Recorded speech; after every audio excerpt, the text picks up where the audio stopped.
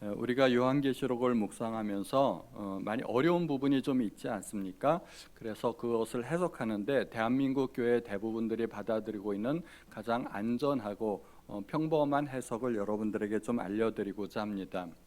우리는 서로를 보면 우리는 사실 누가 구원받은 하나님의 백성인지 누가 구원받지 못했는지 알지를 못합니다. 길거리에 나가서 이렇게 딱 보면은 누가 성도인지 아닌지를 구분할 수가 없지 않겠습니까? 그런데 옛날에 목장주들은 자기 소들이 도둑맞지 않기 위해서 자기 소에다가 도장을 확 찍어놨어요. 자기 목장의 도장을.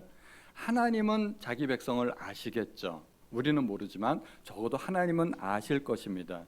그래서 하나님께서는 상징적으로 자기 백성의 표시로 이마에 인을 치셨다고 합니다. 우리 눈에 보이는 그런 도장이 아니라 하나님만이 아실 수 있는 어떤 특별한 상징이 있다는 것이겠죠. 그래서 계시록 9장 4절에 보면 그들에게 이르시되 땅의 풀이나 푸른 것이나 각종 수목은 해하지 말고 오직 이마에 하나님의 인침을 받지 아니한 사람들만 해하라 하더라. 다섯 번째 나팔이 울리고 재앙이 시작될 때 하나님께서는 하나님의 백성이 아닌 사람들만 재앙이 임하도록 하셨습니다. 하나님의 사람, 하나님의 백성의 이마에 인침을 받지 아니한 사람들은 해하지 말라는 것입니다. 그 이야기는 상징적으로 하나님의 백성이 아닌 사람들만을 의미하는 것이죠. 그런데 사탄도 하나님을 흉내내기를 좋아합니다. 그래서 사탄도 자기 백성에게는 이마에다 도장 찍고 싶어 하겠죠. 그런 이야기가 계시록 13장에 나옵니다. 그가 모든 자 곧 작은 자나 큰 자나 부자나 가난한 자나 자유인이나 종들에게 그 오른손이나 이마에 표를 받게 하고 누구든지 이 표를 가진 자 외에는 매매를 못하게 하니 이 표는 곧 짐승의 이름이나 그 이름의 수라. 지혜가 여기 있으니 총명한 자는 그 짐승의 수를 세어보라. 그것은 사람의 수니 그의 수는 666이니라. 유명한 숫자죠. 666. 요한계시록 하면 빠지지 않고 나오는 숫자가 이 666입니다. 이마에 인 맞는다는 것은 소속을 의미하는 것입니다. 하나님의 인을 맞으면 하나님의 백성이고 사탄의 인을 맞으면 사탄의 백성이 되겠죠. 누구의 백성인지를 표시하는 상징적인 것입니다. 특별히 666은 짐승의 이름이나 그 이름의 수라고 하였습니다. 숫자인 것이죠. 요즘은 세계가 전 세계적으로 공통적으로 아라비아 숫자를 사용하지만 아라비아 숫자가 널리 퍼지기 전에는 각 나라마다 숫자를 표현하기 위해서 독특한 기호를 사용했습니다. 예를 들어서 로마에서는 숫자를 표현하기 위해서 어떤 알파벳 숫자들을 사용했는데 예를 들면 X, 이거는 로마 숫자로 10입니다. 10. V, 이거는 5를 나타내는 거고 I, 그 숫자는 1입니다. 이렇게 어떤 특별한 기호를 숫자로 대치해서 사용하기도 했고, 그런데 히브리 문자에서는 굉장히 독특합니다. 문자가 숫자를 대치했습니다. 어떤 문자는 어떤 숫자를 기호 대신 사용했다는 것이죠. 그래서 어떤 단어는 그것이 단어이기도 하지만 숫자를 의미하기도 했습니다. 예를 들어 우리말에 팔, 그러면 제 팔이 있지 않습니까? 팔을 의미하기도 하지만 이것이 숫자 8을 의미하기도 하는 것이죠. 그래서 히브리 단어는 아주 독특해요. 그것이 단어이기도 하고 숫자이기도 하고, 히브리어로 네로 카이사를 쓰면은 각 알파벳의 숫자 값이 있지 않습니까? 그 숫자 값을 다 더하면 그게 666이 되는 것입니다. 요한의 시대는 도메티안 박해 시대이지만 기록에 의하면 이미 네로 때부터 이 숫자 666이 사용되었다고 합니다. 그래서 666은 실제로 이마에 또는 손에 받는 어떤 바코드나 베르칩이라기보다는 사탄의 백성을 의미하는 상징으로 보는 것이 합리적일 것입니다. 이러한 해석이 대한민국 대부분의 교회가 받아들이고 있는 가장 안전한 해석이 될 것입니다. 여기에다가 플러스 제 생각을 조금 보태서 말씀드리겠습니다. 마태복음에서는 예수님께서 성전의 파괴를 말씀하실 때 돌 위에 돌 하나도 남지 않을 것이라고 말씀을 하셨고, 게다가 처처에 지진과 기근이 있을 것이고 나라와 나라가 민족이 민족을 대하여 싸울 것이라고 말씀하였습니다. 그것은 로마에 의한 성전 파괴가 아니라 종말 때 일어날 사건을 말씀하시는 것입니다. 그러므로 예수님께서는 두 가지 사건을 겹쳐서 한꺼번에 설명을 하셨습니다. 구약의 선지자들도 종종 그러한 예들이 있었거든요. 그래서 선지자들이 먼 미래의 이야기를 예언하면서 예루살렘의 함락과 종말에 있을 사건을 겹쳐서 설명하는 경우들이 종종 있었던 것입니다. 그러므로 제 생각에는 어쩌면 666은 사도 요한의 시대에 이미 이루어진 사건일 수도 있겠지만, 어쩌면 아직 도래하지 않은 어떤 시기에 일어날 특별한 사건일 수도 있지 않겠나 하는 가능성을 완전히 배제할 수는 없다는 것입니다. 이건 제 생각이죠. 그리고 실제로 많은 사람들이 그렇게 주장을 하기도 합니다. 그래서 안전하게는 666은 사단의 백성을 상징하는 상징이지만, 그러나 실제로 손이나 이마에 표를 받을 가능성도 전혀 배제할 수는 없을 것이라고 생각이 됩니다. 다만 한 가지 확실한 것은 머리나 손에 무슨 표를 받는다고 해서 구원을 잃어버리는 것은 아니라는 것입니다. 구원은 오직 믿음으로 결정되는 것입니다. 베리칩을 받는다고 해서 그 베리칩이 우리 몸속에 들어가서 유전자를 조작해가지고 사람을 바꿔놓고 하나님의 백성이 아닌 것처럼, 마치 구원을 잃어버리는 것처럼 생각하는 것은 상당히 너무 많이 나간 생각이죠. 일제강점기 때 많은 목사님과 성도들이 강압에 의해서 어쩔 수 없이 신사참배에 참여하기는 했지만, 그렇다고 해서 그들이 하나님의 백성이 아닌 것은 아니라는 것입니다. 이해가 되시죠? 그러니까 그렇게 생각하셔도 좋을 것 같습니다. 오늘은 요한계시록에 나오는 소아시아 7교회 중에 세 번째, 버가모 교회입니다. 버가모는 어떤 지역일까요? 성경에서 유일하게 딱 오늘 본문에서만 나옵니다. 다른 본문에서는 안 나오니까 자료가 많지 않습니다. 에베소나 서모나는 항구 도시였기 때문에 상업 도시였죠. 그러나 버가모는 정치적인 중심 도시였습니다. 로마 제국이 버가모를 점령한 이후에 버가모를 아시아 전체의 수도로 삼아서 주후 130년까지 인구 16만이 되는 로마 제국 행정 수도로 번영하게 됩니다. 로마의 역사로 보면 이 버가모가 있던 도시는 소아시아 지역에서는 가장 큰 도시로 손꼽히게 됩니다. 지금은 페르가마라고 불리는 곳이죠. 이곳에서 최초로 양피지가 발명이 되었습니다. 소나 양의 껍데기를 얇게 펴가지고 양피지를 만드는데, 이것을 헬라어로 페르가멘트라고 부르고 영어로는 파치먼트라고 불리는데, 이것이 당시의 도시의 이름이었던 페르가몬에서 유래된 말이라고 합니다. 그러니까 꽤 유명한 도시인 거죠. 게다가 버가모에서는 또 하나의 획기적인 발명이 있는데, 그 전에 파피루스로 만들어진 책들은 모두가 어떻게 보관이 됐을까요? 길다랗게 두루마리에 말아서 보관을 했죠. 그러므로 내가 특정한 부분을 읽고자 했을 때는 그 두루마리 전체를 쫙 펴가면서 어디에 있는지 찾아야 됐는데 굉장히 불편했습니다.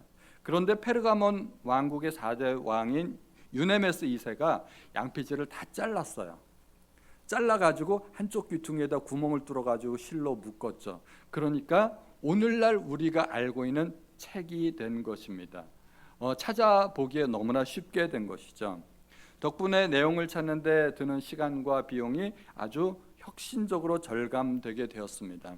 그러한 책들을 버가모에서 많이 모아놨습니다. 당시의 책들은 다 필사본 아닙니까? 그러한 책들이 무려 20만 권가량 소장되어 있다고 하니까 얼마나 큰 도서관인지 우리가 알 수 있을 것입니다. 또 버가모는 의료 도시로서 굉장히 유명했습니다. 의학의 아버지라고 하는 히포크라테스가 그곳에서 활동했고요. 또 의술의 신이라고 불리는 아스클레피온 신전이 바로 이곳에 있었습니다. 그곳은 신전이기도 했지만 또 동시에 병원으로 사용되면서 세계에서 가장 유명한 당시의 의료기관이 되었습니다. 그런데 환자를 위한 의료 행위가 명상치료도 있고 또 음악치료도 있고 그러는데, 이 의술의 신에게 절하면서 주문을 외우는 행위가 됨으로써 자연스럽게 그것이 우상숭배로 이어지게 되었습니다. 아스클레피온 신화에서는 뱀이 약초를 찾아내 죽은 사람을 살렸다는 이야기가 있어서 아스클레피온의 그 신화에서 그 신이 갖고 다니는 지팡이에는 뱀이 감겨져 있습니다. 그래서 지금도 세계 보건기구나 여러 의학단체의 심볼을 보면 항상 등장하는 것이 뭘까요? 뱀입니다. 뱀. 찾아보시면 항상 뱀이 있습니다. 버가모는 그렇게 자연스럽게 우상 숭배가 극심한 곳이 되었습니다. 기본적으로 제우스의 신전이 있고 또 전쟁 영웅들을 신격화해서 세운 헤룬 신전이란 것이 있었고 술의 신인 디오니소스의 신전이 있었습니다. 디오니소스는 헬라 말이고 로마 말로 하면은 그게 바쿠스라고 합니다. 여기에서 바카스가 나왔죠. 우리 잘 아는 바카스. 바카스는 술의 신을 의미하는 것입니다. 그 외에도 전쟁의 여신 아데나의 신전도 있었고 대지의 여신 데메테르의 신전도 있었고 또 좀 전에 말씀드린 아스클레피온의 신전, 태양의 신인 세라피스의 신전, 온갖 신전이 다 있었습니다. 얼마나 우상 숭배가 극심했는지 아시겠죠. 게다가 버가모는 로마 제국 아시아 속주의 수도로서 황제 숭배가 성행했던 도시였습니다. 로마 초대 황제였던 아우구스투스의 신전, 하드리아누스 황제의 신전, 트라이아누스 황제의 신전, 황제의 신전만 해도 3개가 되니까 버가모는 소아시아 지역에서 가장 치열한 영적인 전쟁터라고 할 수가 있을 것입니다. 그렇게 많은 수많은 우상의 전각들과 황제 숭배를 위한 전각이 있는 곳, 그곳 한가운데 버가모 교회가 있었던 것입니다. 그래서 주님은 그 버가모를 향해서 사탄의 권좌가 있는 곳이라고까지 말씀하셨습니다. 버가모 교회는 적의 심장부에 들어가 예수의 이름을 부르며 하나님의 나라를 선포하던 교회였습니다. 거의 자살 행위나 다름이 없는 거죠. 당시 황제 숭배는 선택사항이 아니었고요, 의무사항이었습니다. 그런데 버가모 교회는 황제 숭배를 거부하다가 안디바라 하는 순교자까지 발상하게 됩니다. 안디바는 버가모 교회 감독이었다고 하는데 오늘날 교회의 담임 목사격입니다. 그리고 또 당시 총독은 정치적인 지도자일 뿐만 아니라 황제 숭배 제사장 역할을 하는 사람입니다. 로마 황제를 숭배하는 일은 아주 간단합니다. 황제의 흉상 앞에서 향을 피우고 시저는 나의 주님이시다라고 한마디만 하면 됐습니다. 그런데 그 한마디를 안 하고 예수님이 나의 주님이시다라고 고백하며 안디바는 죽음을 당했던 것이죠. 담임 목사를 처형하면 성도들은 자연스럽게 해체될 줄 알았는데 담임 목사가 그렇게 순교하는 와중에도 그들은 결코 믿음을 저버리지 않았습니다. 오히려 그들의 믿음이 성장하고 더 굳건하게 뭉쳤던 것이죠. 주변의 모든 사람이 황제를 숭배하고 우상에게 절할 때 그들은 하나님을 찬양하고 하나님을 예배했습니다. 이것이 얼마나 고독하고 외로운 싸움이겠습니까? 우리 성도님들 중에서도 그런 분들이 계실 거예요. 우리 집에서 나만 그리스도인이다. 또는 우리 직장, 우리 사무실에서 나만 그리스도인이다. 우리 학교에서, 우리 반에서, 우리 군대에서 나만 그리스도인이다. 결코 쉽지 않겠죠. 외로운 싸움을 싸우셔야 됩니다. 고독한 싸움입니다. 그것은 주변의 다른 모든 이들과 다른 방식으로 살아야 한다는 것을 의미합니다. 주변 사람들에게 이상한 사람으로 보일 수도 있고 껄핏하면 왕따 당했을 것입니다. 많은 사람이 황제의 이름을 부를 때 그들은 예수의 이름을 불렀고 모든 사람이 우상의 전각에서 절을 할 때 그들은 하나님을 예배했습니다. 같은 장소에 살고 있었지만 전혀 다른 삶을 살았던 것이 버가모 성도들의 삶이었습니다. 그런데 그렇게 굳건하게 신앙을 지켰는데 그들 가운데 일부가 잘못된 신앙의 길을 걷고 있었습니다. 그래서 주님은 그들을 대적하기 위해 칼을 들고 나타난 모습으로 나타나게 됩니다. 계시록 2장 16절에 그러므로 회개하라 그리하지 아니하면 내가 네게 속히 가서 내 입에 검으로 그들과 싸우리라 말씀하십니다. 그들은 비록 환난과 핍박은 이겨냈지만 작은 유혹에 걸려 넘어지고 말았습니다. 그 중에 첫 번째가 발람의 교훈입니다. 발람 이야기는 민수기 22장에 나오는데 나중에 한번 자세히 읽어보시기 바랍니다.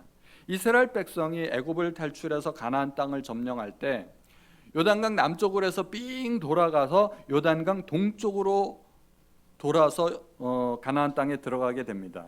그런데 가나안 땅에 들어가기 전에 요단 동편에서 두 나라와 큰 전쟁을 치르게 됩니다. 아모리, 바산입니다. 두 나라도 매우 강력한 국가였지만 이스라엘 앞에서 아모리 왕 시온도 무너지고 바산 왕 옥도 속절없이 무너지게 됩니다. 드디어 이스라엘은 가나안을 코앞에 두고 요단강 동편 모압 평지에 이르게 됩니다. 이때 누가 긴장했을까요? 모압 왕 발락이었습니다. 발락은 이렇게 말합니다. 민수기 22장에서 이제 이 무리가 소가 밭의 풀을 뜯어먹음 같이 우리 사방에 있는 것을 다 뜯어먹으리로다. 걱정이 되죠. 발락은 아모리와 바산을 점령하고 파죽지세로 올라오는 이 이스라엘을 도저히 감당할 수 없다고 생각했습니다. 싸워도 승산이 없다고 생각했습니다. 그래서 정면 승부를 피하고 어둠의 힘, 다크 포스를 빌려 이스라엘을 대적하려고 했습니다. 쉽게 말하자면 무당푸닥거리라도 한번 해보겠다는 말입니다. 그래서 이스라엘을 저주하려고 그 당시 용하다는 주술사 발람을 불러오게 합니다. 발람은 말하자면 박수무당인 셈이었습니다. 많은 선물과 예물을 준비해서 발람을 초청했습니다. 자세한 이야기는 성경을 읽어보시고요. 발람이 그렇게 우여곡절 끝에 발락에게 갔습니다. 발락에게 간 발람은 이스라엘 전체가 보이는 산에 올라서 송아지를 잡고 순양을 제물로 준비해서 이제 무당푸닥거리를 시작하는 거지요. 덩기덩기 덩덕쿵 하면서 이제 굿을 벌렸습니다. 그래서 이제 저주를 하려고 하는데 어떤 강력한 힘이 발람의 입을 막아버렸습니다. 저주를 하려고 하는데 저 축복 하고 축복이 나와버린 거예요. 저주가 아니라. 그래서 그 말을 듣고 발락이 버럭 화를 내버립니다. 발락 버럭, 발음이 비슷하죠. 그래서 발락이 버럭 화를 냈는데 이 발람이 변명을 하죠. 저들의 강력한 신이 나를 방해했기 때문에 내가 저주할 수 없었다고 이야기합니다. 그래서 발락은 이제 장소를 바뀌어서 이스라엘 진영의 끝부분만 보이는 부분으로 가서 그들을 저주하게 합니다. 그런데 두 번째 2차 시도에서도 발람은 저주가 아닌 축복의 메시지를 전합니다. 자기도 복채를 받았기 때문에 저주를 하고 싶었죠. 그런데 저주를 하려고 하는데 이상하게 혀가 꼬이면서 자기의 의지와 상관없이 축복의 메시지를 전하게 됩니다. 제 생각에는 발람도 방언의 은사를 받은 것 같아요. 하고 싶은 말을 못하고 엉뚱한 말을 하니까 그런 게 아닌가. 아주 발락은 화가 머리 끝까지 났습니다. 그래서 이스라엘이 아닌 광야가 내려다 보이는 곳으로 발람을 인도해서 그들이 서 있는 땅만이라도 저주하게 합니다. 그러나 결과는 역시 동일했습니다. 2차, 3차 시도에서 실패하자 발락은 아주 불같이 화를 내고 발람과 발락은 서로의 뜻을 이루지 못한 채 헤어지게 됩니다. 그런데 이야기가 여기에서 끝나는 것이 아닙니다. 발람이 돌아가면서 한마디 슬쩍 흘리죠. 한 가지 묘책이 있기는 한데, 그러면서 말끝을 흐리는 것입니다. 발람도 이 발락이 어마어마한 금은 보화를 약속했는데 자기가 실패하고 돌아가기가 아쉬웠던 것입니다. 그래서 묘책을 내는 것입니다. 발람이 고안한 꾀가 오늘 본문에 나오는 14절의 말씀입니다. 그러나 내게 두어 가지 책망할 것이 있나니 거기 내게 발람의 교훈을 지키는 자들이 있도다. 발람이 발락을 가르쳐 이스라엘 자손 앞에 걸림돌을 놓아 우상의 제물을 먹게 하였고 또 행음하게 하였느니라. 이것이 발람의 교훈입니다. 하나님이 이스라엘을 보호하시기 때문에 이스라엘 백성은 외부의 군사력이나 저주는 절대 통하지 않았습니다. 그래서 발람이 생각한 것이 그들 스스로 타락하게 하자 하는 것입니다. 저들의 신은 죄를 싫어하니 저들의 신이 가장 싫어하는 우상 숭배와 음행을 그들이 하게 하자는 것입니다. 그래서 모압의 가장 이쁜 여사제들을 불러 모아서 이스라엘 진영에서 멀지 않은 곳에서 우상 숭배 의식을 하게 만든 것입니다. 이스라엘 백성이 멀리 보니까 웬 여인들이 음악에 맞추어서 춤을 추면서 제사 의식을 거행하고 있었습니다. 처음에는 이스라엘 백성도 이것이 함정이 아닌가 하고서 이제 중무장한 군사들을 보냈을 것입니다. 그런데 군사들이 딱 도착해서 보니까 남정네들이 한 사람도 없는 겁니다. 여자들만 있는 것입니다. 그 여인들이 아주 음란한 춤을 추면서 이스라엘 군사들에게 온갖 윙크는 다 해가면서 유혹하는 것이죠. 어머 오빠들, 우리 여자들밖에 없어. 우리끼리 너무 심심해. 우리 같이 놀자. 응? 그러면서 이 모압의 여인들이 이스라엘 군사들을 꼬셔대니까 이스라엘 군사들이 창칼을 다 내던지고 모압의 여인들과 놀아났던 겁니다. 그리고 그때 하나님의 진노로 죽은 이스라엘 백성이 24,000명이나 되었던 것입니다. 발람의 꾀가 아주 적중했습니다. 발람은 왜 그런 악한 꾀를 내어서 이스라엘 백성으로 죄를 짓게 만들고 하나님의 진노를 사게 했을까요? 자기도 힘들어서 여기까지 왔는데 그냥 포기하고 돌아갈 수가 없었던 것입니다. 발락이 어마어마한 재물을 약속했는데 발락이 생각한 저주는 통하지 않았지만 하나님의 백성으로 죄를 짓게 한 그의 악한 꾀가 통했던 것입니다. 그래서 성경에서는 재물에 눈이 어두워 가지 말아야 할 길을 간 사람들을 발람의 길을 갔다고 말을 합니다. 베드로후서에 그들이 바른 길을 떠나 미혹되어 부올의 아들 발람의 길을 따르는도다. 그는 불의의 싹을 사랑하다가 하고 말이 나옵니다. 발람은 불의의 싹을 사랑한 사람이었습니다. 또 유다서에서도 화 있을진저 이 사람들이여 가인의 길에 행하였으며 삭슬 위하여 발람의 어그러진 길로 몰려갔으며 고라의 패역을 따라 멸망을 받았도다. 삭슬 위하여 발람의 길을 갔다고 말합니다. 그러므로 교회 내에서 발람의 교훈을 따른다는 것은 재물의 유혹에 눈이 어두워 신앙을 저버렸다는 것입니다. 교회를 다니기는 하지만 정직하지 못한 방법으로 돈을 벌거나 심지어 불순한 목적으로 교회에 등록한다는 것입니다. 그런 사람들은 절대로 작은 교회, 개척교회에 등록하지 않습니다. 중대형 교회를 찾아가서 이제 자기를 피하라고 장사를 하는 경우가 많습니다. 가끔 보면 진짜로 영업하기 위해 교회에 나가는 사람들도 있는 것 같습니다. 제가 질문 하나 드려볼게요. 교회 성도가 다단계 판매업을 하면 될까요? 안 될까요? 됩니다. 다단계 판매업 해도 됩니다. 왜냐하면 정상적인 다단계 판매업은 불법도 아니고 또 물건들이 좋은 경우가 많습니다. 비싼 게 흠이지만 물건들이 좋은 경우가 많습니다. 그런데 무엇을 주의해야 될까요? 성도들을 대상으로 회원가입하지 말라는 것입니다. 교회 내에 다단계가 들어오고 성도들 사이에 이것이 풀려버리면 교회는 순식간에 아수라장이 되어버립니다.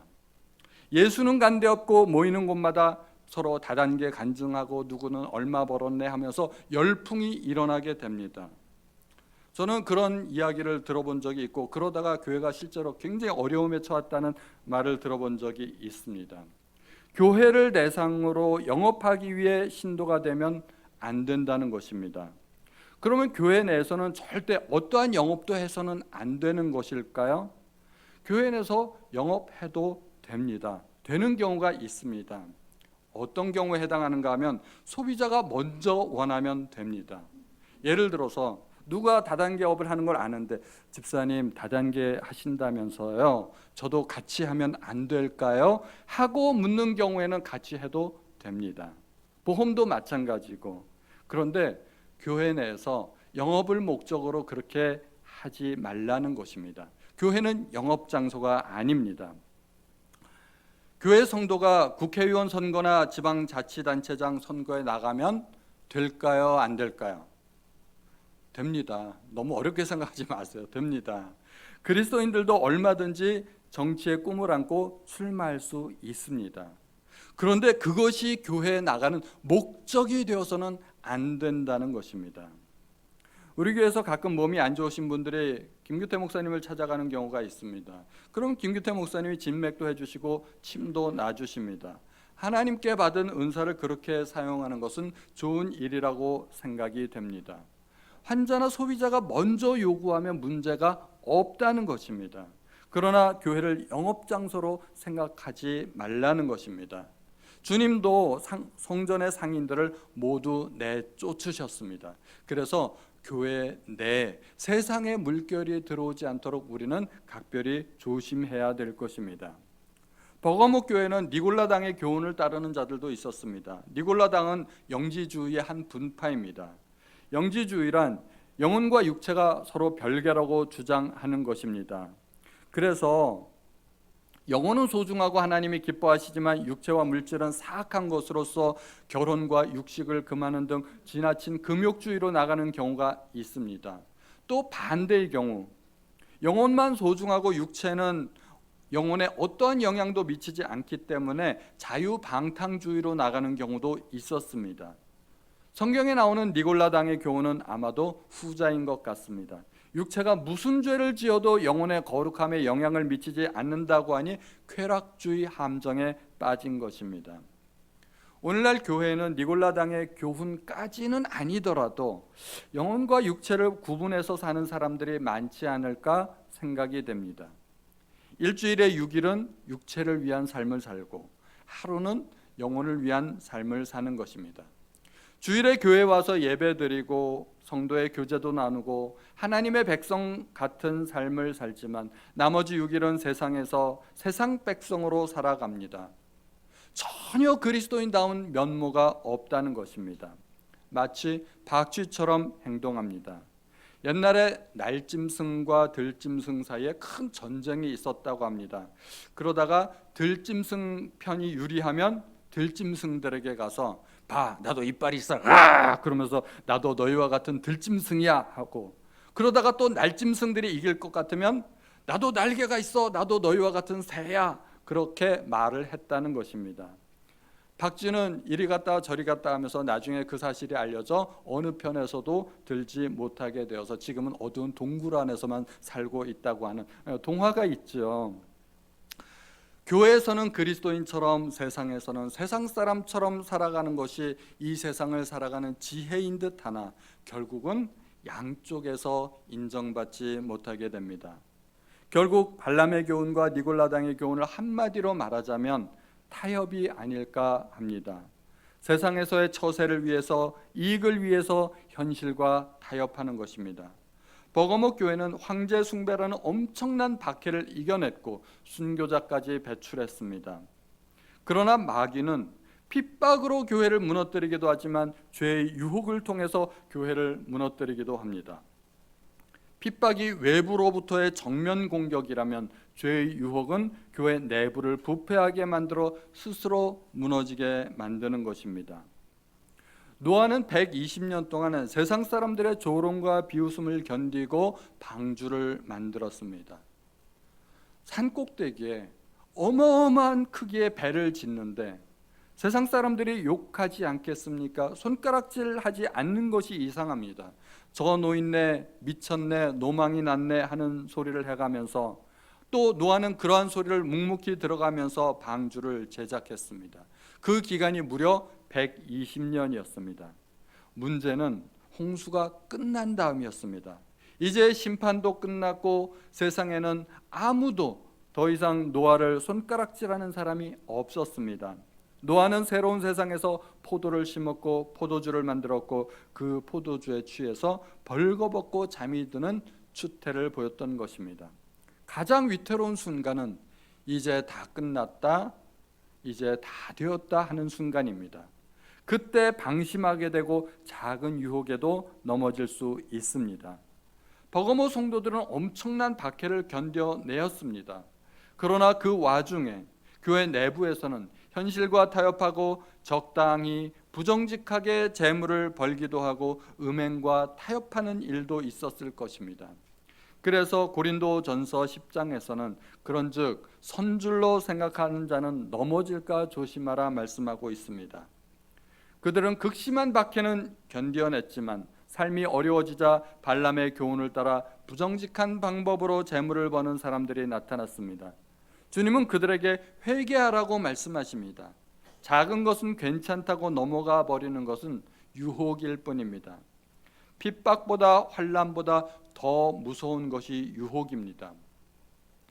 아담과 하와도 유혹에 넘어갔고 다윗도 넘어갔고 천하장사 삼손도 넘어가 버린 것이 유혹입니다. 우리는 작은 유혹에 주의해야 됩니다.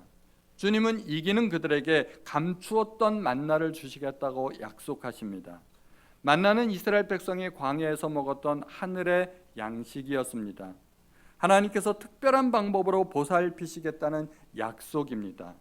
또 이기는 그들에게는 흰 돌을 주실 것인데 이름이 적힌 흰 돌은 당시 공적인 행사에 참여하는 입장권으로도 사용이 되었고 혹은 재판에서 무죄 판결을 선언하고 자유를 선포하는 상징이 되기도 했습니다. 그러므로 흰 돌을 주시겠다는 것은 죄로부터의 자유와 하나님 나라의 입장권을 주시겠다는 말입니다. 그래서 교회 이름 가운데는 흰돌교회가 있습니다. 아시죠? 백석대학교도 이 이름에서 유래한 것입니다. 지난주에는 서문학교회에 대해서 말씀드렸습니다. 서문학교회는 소아시아 7교회 중에서 가장 가난한 교회였습니다. 그들은 타협하지 않고 가난을 선택했던 훌륭한 교회였습니다. 지난주에 남전도에서 저도 함께 말씀 나눔을 하다가 제가 또 조승철 집사님의 간증을 듣게 되었습니다. 건설 현장에서 공사 감독관으로 와달라는 제안을 받았다는 것입니다. 급여는 지금보다 훨씬 많고 또 인부들을 감독하는 일만 하면 됐기 때문에 직접 노동으로 일하는 게 아니라 감독하는 일만 하면 됐기 때문에 일도 훨씬 수월한 것입니다. 얼마나 좋은 제안입니까? 그런데 주일에도 나와서 일을 해야 된다는 것입니다. 그 일을 하면 주일을 못 지키는 것이죠. 조 집사님이 어떻게 할게요? 잘 아시죠? 거부하셨습니다. 저는 우리 교회가 참 이상한 것 같아요. 이상한 교회입니다. 목사보다 성도님들이 신앙이 훨씬 더 좋습니다. 저는 목사로서 그것이 매우 자존심 상하는 일이긴 하지만 저는 우리 성도님들이 너무 자랑스럽습니다. 우리 장로님들, 우리 안수 집사님들은 정말 훌륭하신 분들입니다. 우리 성도님들도 박해를 이기는 것만이 중요한 것이 아니라 삶에서 작은 타협에 넘어지지 않도록 주의하시고 승리하시는 우리 모든 성도님들 되시기를 축원드립니다.